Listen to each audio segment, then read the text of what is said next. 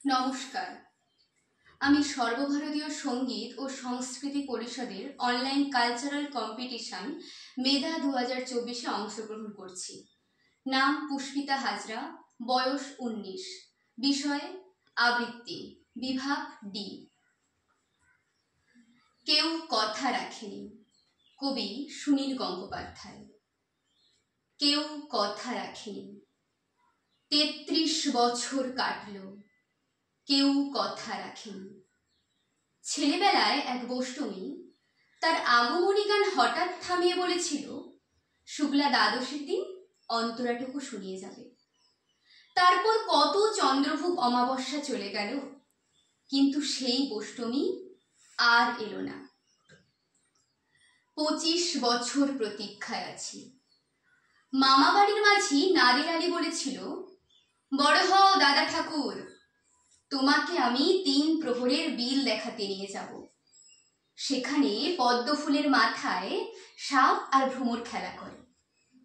নাদির আলী, আমি আর কত বড় হব? আমার মাথা এ ঘরের ছাদ, ফুঁড়ে আকাশ স্পর্শ করলে তারপর তুমি আমায় 3 প্রহরের বিল দেখাবে? একটাও রয়্যাল গুলি কিনতে পারিনি কখনো। লাঠি লজেন্স দেখিয়ে দেখিয়ে চুষেছে লস্কর বাড়ির ছেলেরা। ভিখারির মতন চৌধুরীদের গেটে দাঁড়িয়ে দেখেছি ভিতরে রাস উৎসব। অবিরল রঙের ধারার মধ্যে সুবর্ণ কঙ্কন পরা ফর্সা রমণীরা কত রকম আমোদে হেসেছে। আমার দিকে তারা ফিরেও চায়নি। বাবা আমার কাঁধ ছুঁয়ে বলেছিলেন, দেখিস একদিন আমরাও। বাবা এখন অন্ধ। আমাদের দেখা হয়নি কিছুই। সেই রয়েলগুলি, সেই লাঠি লজেন্স, সেই রাস উৎসব আমায় কেউ ফিরিয়ে দেবে না।